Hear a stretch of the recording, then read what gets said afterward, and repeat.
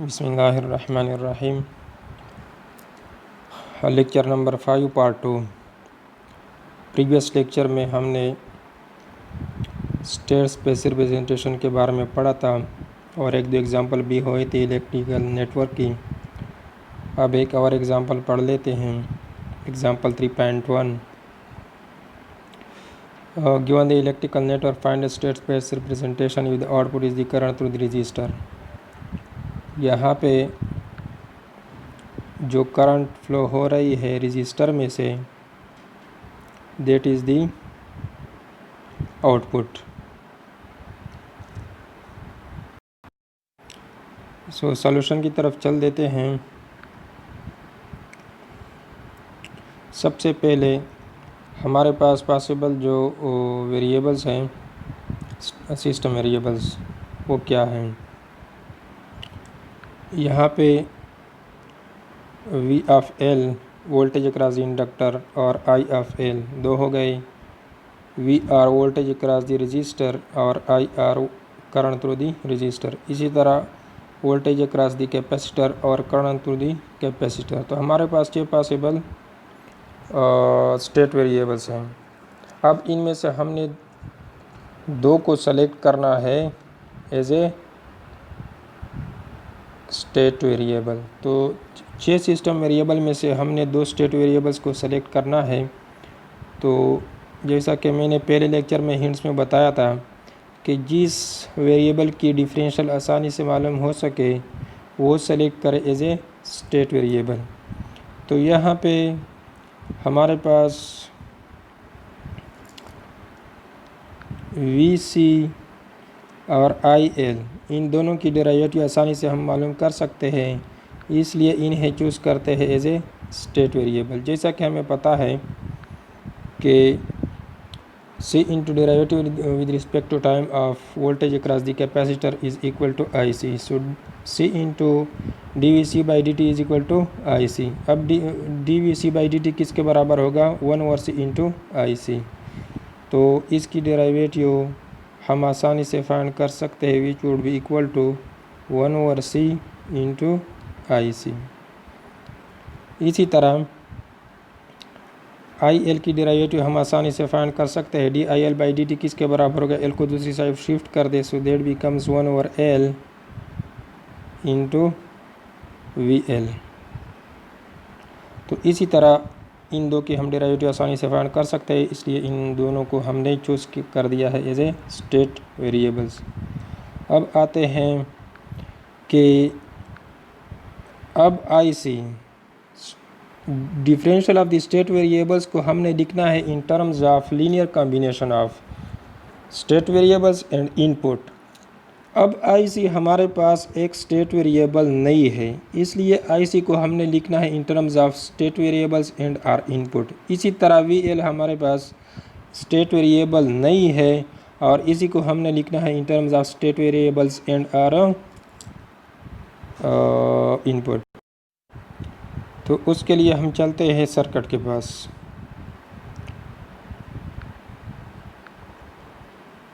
IC is equal to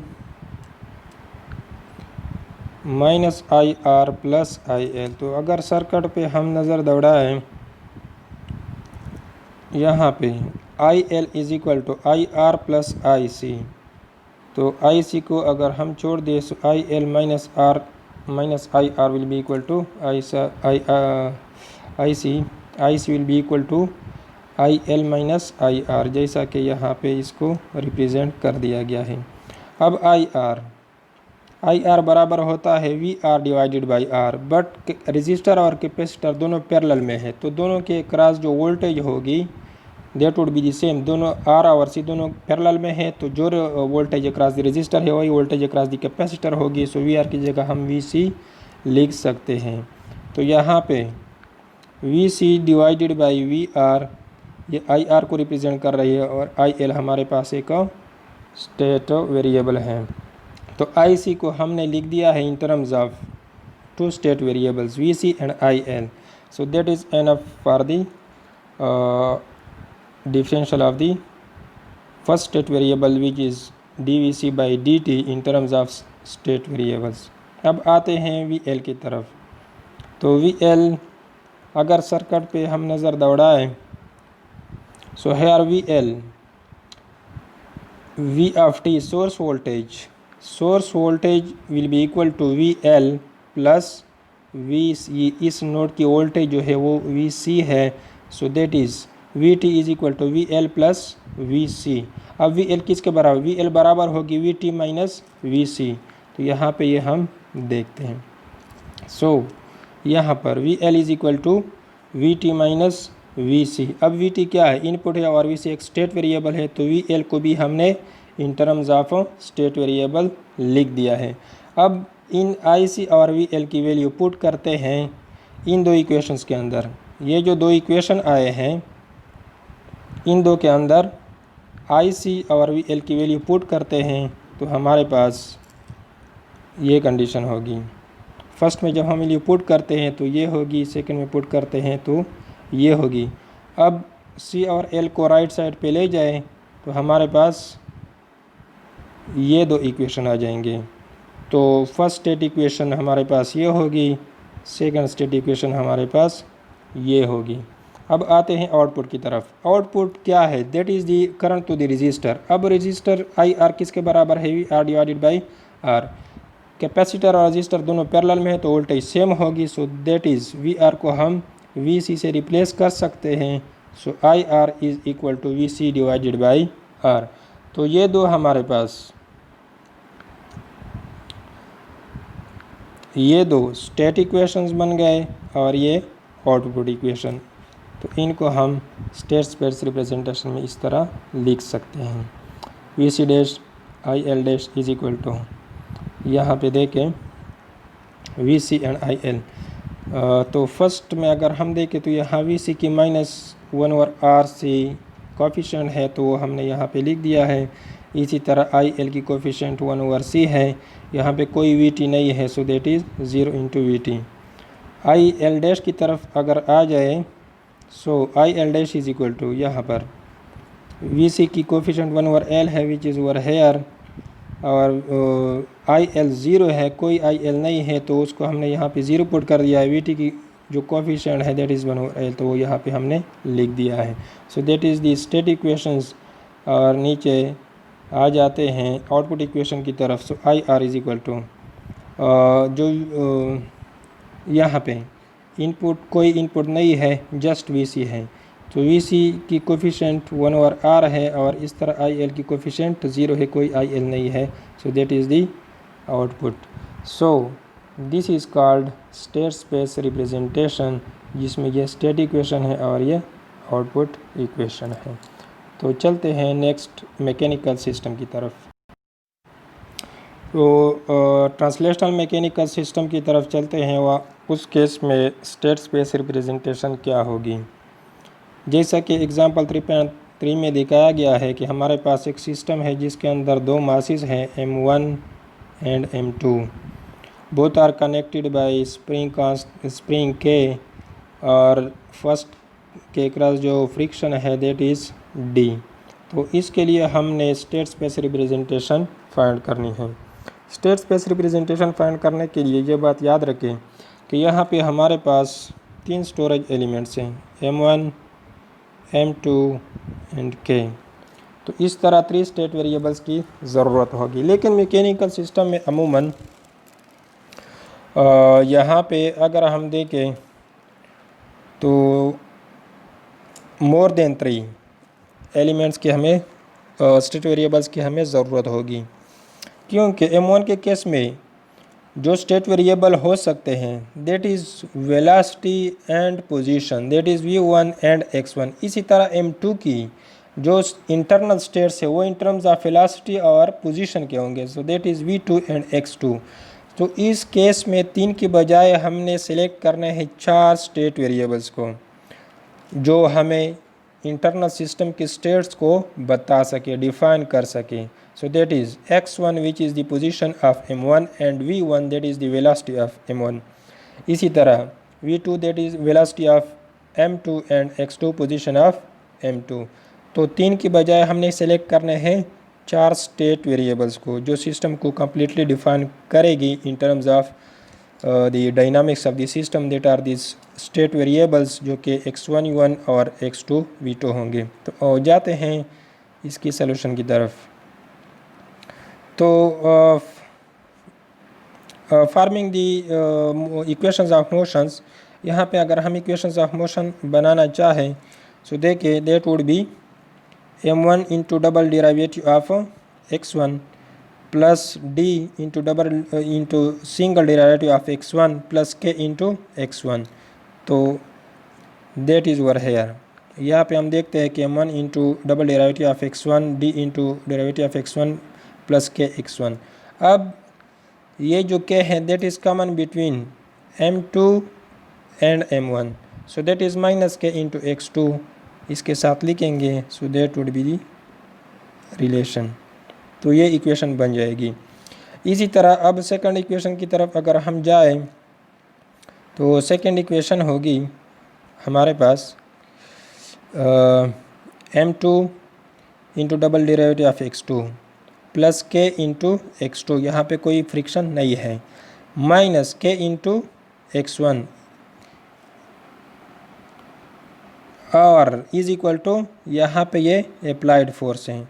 तो अगर हम इक्वेशन की तरफ जाए, सेकेंड इक्वेशन हमारे पास ये होगी m2 double derivative of x2 plus के x2 माइनस के x1 is equal to F of T.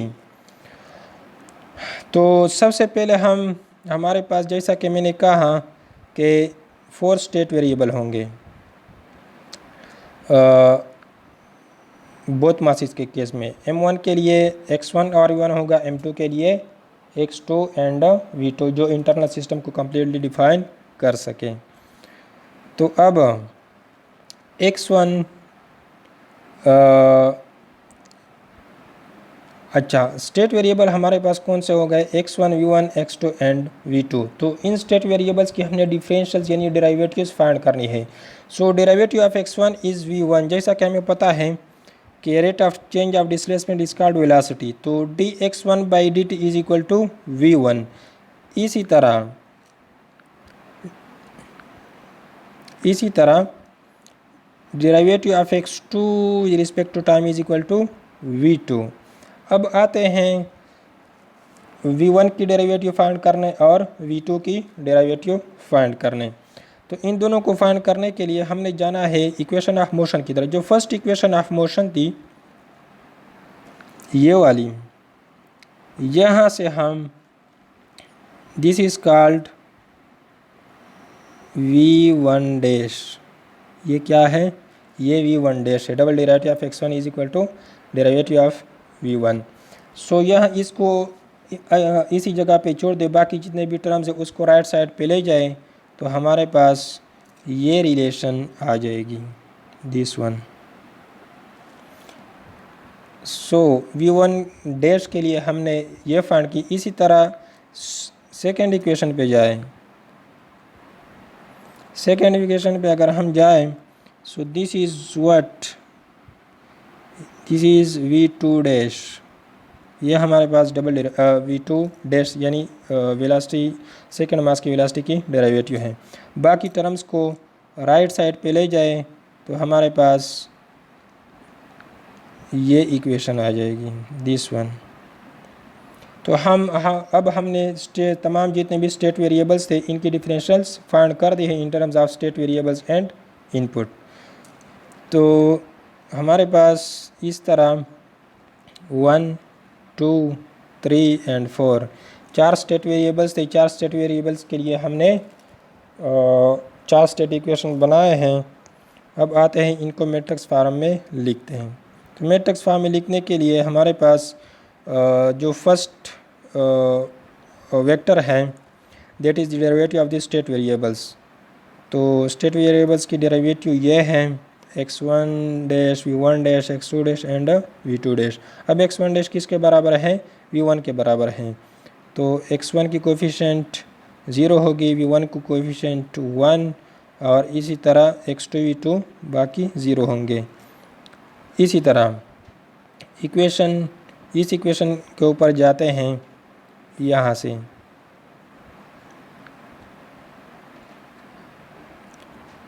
यहाँ से डेरिवेटिव ऑफ E1 के लिए अगर हम एक्सप्रेशन डिफाइन कर दें तो x1 की कोफिशिएंट माइनस k/m1 है which is like this, v1 की कोफिशिएंट माइनस d/m है विच इज़ दिस, x2 की k/m1 है और यहाँ पे v2 0 है। तो इसी तरह हम इक्वेशंस बना सकते हैं इन terms of this state variables. तो ये जो 4 स्टेट इक्वेशन है इसे हमने इसको मैट्रिक्स फॉर्म में लिख दिया है।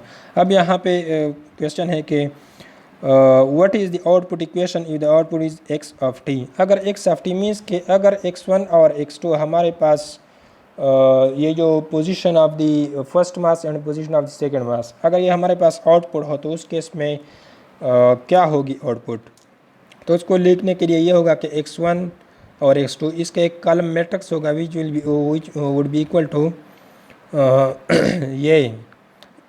ये तो वही स्टेट वेक्टर होगा x1 v1 x2 v2 पे मुश्तमिल होगा। और यहाँ से हम जस्ट सेलेक्ट करेंगे x1 की कोफिशिएंट 1 पुट करेंगे, x2 की कोफिशिएंट 1 पुट करेंगे and all rest will be 0। तो इसी तरह हम इनको लिख सकते हैं इन टर्म्स ऑफ स्टेट वेरिएबल और आउटपुट को भी। अब आगे जाते हैं। अच्छा, ज़रा इसको दोबारा दोहराते हैं। ये हमारे पास एक सिस्टम थी जिसमें हमारे पास 2 मासिस हैं। तो 2 मासिस के लिए हम क्या करते हैं, 2 मासिस के केस में हमारे पास 4 स्टेट वेरिएबल होंगे क्योंकि मास m1 की वेलोसिटी भी होगी और पोजीशन भी होगी, m2 की वेलोसिटी भी होगी और पोजीशन भी होगी। तो हमारे पास 4 state variable x1 v1 and x2 v2। तो उसके लिए हमने 4 स्टेट इक्वेशन बनाए हैं जो कि ये हैं और इस तरह इनको फिर स्टेट स्पेस में लिखा है। अगर हमारे पास x1 और x2 आउटपुट हो तो हम आउटपुट इक्वेशन भी बना सकते हैं। स्किल असेसमेंट एक्सरसाइज में आप जो इलेक्ट्रिकल नेटवर्क दिखाया गया है 3.1, ये भी आपने इसके ऊपर प्रैक्टिस करनी है। और इस तरह जो मैकेनिकल सिस्टम है एक्सरसाइज 3.2 इसके ऊपर भी आप लोगों ने प्रैक्टिस करनी है। अब जाते हैं, चलो ये नेक्स्ट लेक्चर में एक्सप्लेन करते हैं converting a transfer function into state space.